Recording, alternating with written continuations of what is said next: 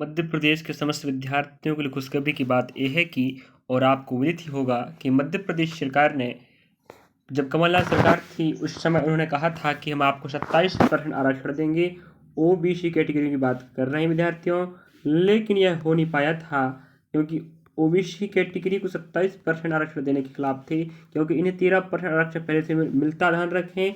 और कहते हैं कि सुप्रीम कोर्ट कहता है या संविधान कहता है कि किसी भी राज्य का 50% से ज़्यादा आरक्षण नहीं होनी चाहिए, और हमारे मध्य प्रदेश का इस कारण से आरक्षण ज़्यादा हो पा रहा था। और 10% आरक्षण तो आपको पता ही है ईडब्ल्यूएस वालों दिया गया है कि नहीं, अलग से, और उसमें सिर्फ यूआर कैटेगरी के विद्यार्थी शामिल होते हैं, बाकी होते नहीं हैं।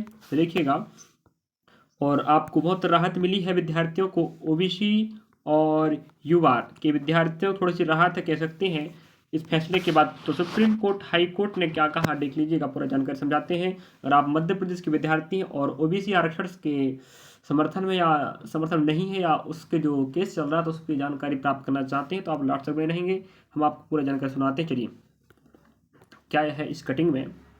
हाई कोर्ट का फैसला, कांग्रेस पार्टी की नीतियों की जीत। सरकार को अब अन्य पिछड़ा वर्ग मतलब ओबीसी को तत्काल देना चाहिए 27% आरक्षण, ये कहता है।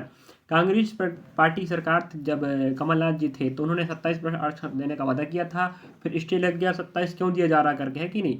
तो जो केस चलता आ रहा था 2019 से, और उसके बाद जो भर्ती प्रक्रिया चल रही थी उस पर सबसे बड़ा सिस्टम वो मेंटेन बिगड़ रहा था कि लोग भरते हैं, जो एजेंसियां हैं वो 1387 पर दिया करती थी, तो 87% पर रिजल्ट बनाया करते थे, 87% पर लोगों को चयन मिलता था, 13% होल्ड रखे जाते थे।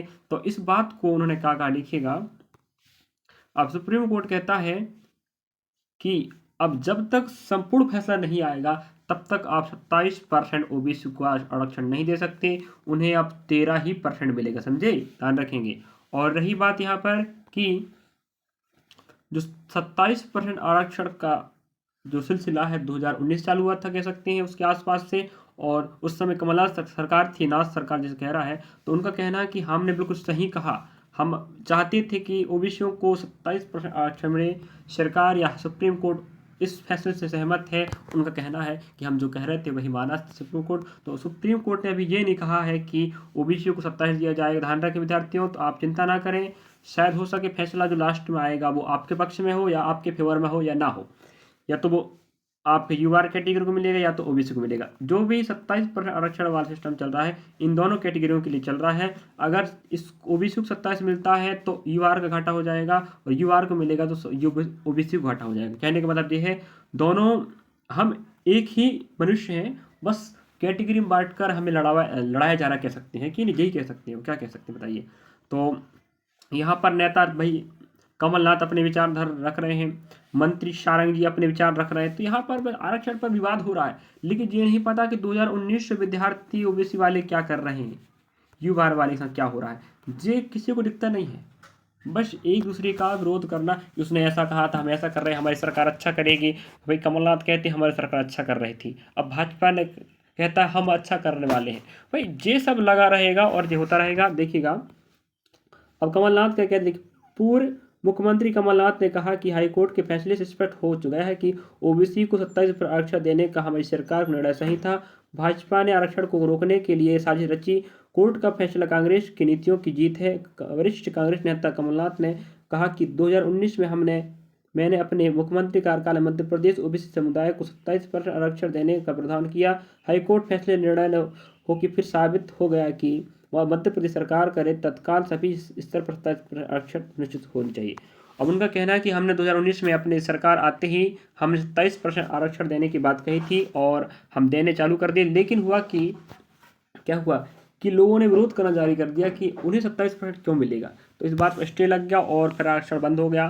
फिर उनको जो मिलता था वही मिलते आ रहा था, और उसके बाद फिर धीरे धीरे वो सिलसिला चलता रहा, और 87-13 का जो फॉर्मूला अपनाया था मध्य प्रदेश कर्मचारी चयन आयोग और जो भर्ती परीक्षा कराती आयोग ने, तो इस 87-13 को हमारी सुप्रीम कोर्ट ने कहा है इसे रद्द करो, और जो भी परिणाम है 100% पर दिया जाना चाहिए। अब ओबीसी आरक्षण जो है 27 ये किसे मिलेगा, ओबीसी को मिलेगा या युवार को मिलेगा, ये तो देखना होगा। और आप इस खबर पर क्या राय रखते हैं? अगर आप ओबीसी के विद्यार्थी हों, चाहे युवार के विद्यार्थी हों, या एसटी के हों या एससी के हों, आप इस पर क्या रखते हैं? आपका विचार बताइए इस खबर पर। और 87-13 का जो फॉर्मूला था वो सिर्फ ओबीसी और युवार के विद्यार्थियों के लिए दिक्कत की बात बन रहा था, तो अब इस पर कोई चिंता की बात नहीं है।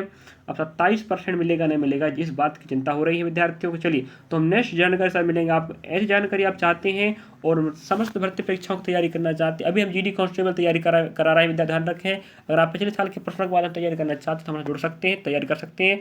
और ऐसी नवीनतम जानकारी की बात करें, नवीनतम भर्ती परीक्षा में बात करें, जो भी भर्ती परीक्षा आएगा, स्टेट की, एसएससी की, बैंक की, रेलवे की, सभी प्रकार की जानकारी देते रहेंगे। चलिए तो हमें लाइक करें, फॉलो करें, सब्सक्राइब करें और विद्यार्थी पर शेयर भी करें कि आप 87-13 का फॉर्मूला खत्म हो चुका है। अब 100% पर परिणाम घोषित होंगे और जो भी नई भर्ती आएगी वो 100% पदों पर ही चयन किया जाएगा। जैसे अब पता एमपीएससी में क्या हुआ था, एमपीएससी जो आया 2025 वाला, इस पर 13% पद होल्ड रखेगा, ध्यान रखें। कितने परसेंट? 13%, ध्यान रख, ठीक है। थोड़ा मिस्टेक कहीं मैं बता दिया लग रहा तो उसको आप ध्यान रखेंगे, ठीक है। तो 13% पदों को होल्ड रख के क्या दिया जा रहा है, इसको भर्ती दी जाने वाली थी, या जो निकाला गया नोटिफिकेशन। तो अब जल्द जो भी नोटिस आएगा वो 100% पर आएगा, सबको ध्यान रखना इस बात। चलिए तो नेक्स्ट जानकारी से मिलेंगे। आपका धन्यवाद, आपने हमें देखा सुना और शेयर भी करें, विद्यार्थी जानकारी सबके पास पहुंचनी चाहिए।